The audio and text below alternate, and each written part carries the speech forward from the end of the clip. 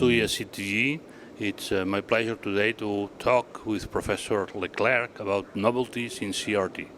Professor Leclercq, CRT has been extremely important over the last years in cardiology.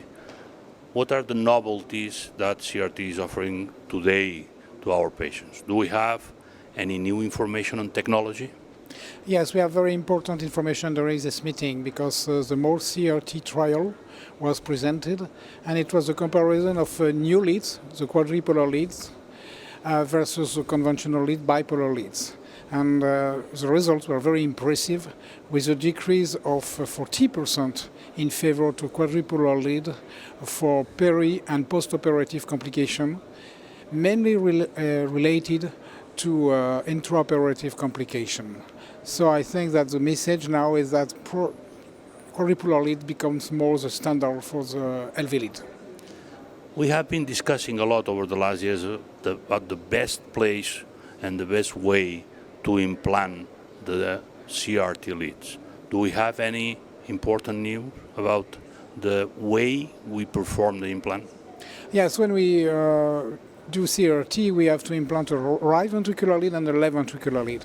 And this year we presented the septal CRT trial, which was designed to compare two right ventricular lead location, the conventional apical location, and the mid-septal location, which looks more physiologic to pace the right ventricle. It was a non-inferiority trial, and the mid-septal location was not inferior to the apical location. But we performed also a superiority analysis, and it was neutral. The endpoint was a reverse remodeling with a decrease in left ventricular and systolic volume at 6 months. Interestingly, it was very safe to implant the defibrillation lead at the septum. Let me just go to the final question. It's a little bit on thinking about the future. How do you think that CRT will evolve during these next months and years until next meeting, and whether we will have some very novelties to be presented in 1 year from now and that will change the way we treat the patients? I think that first we will have very important information about the subgroup analysis of the biopace, but also we will have information about a new pacing modality with multi-point pacing.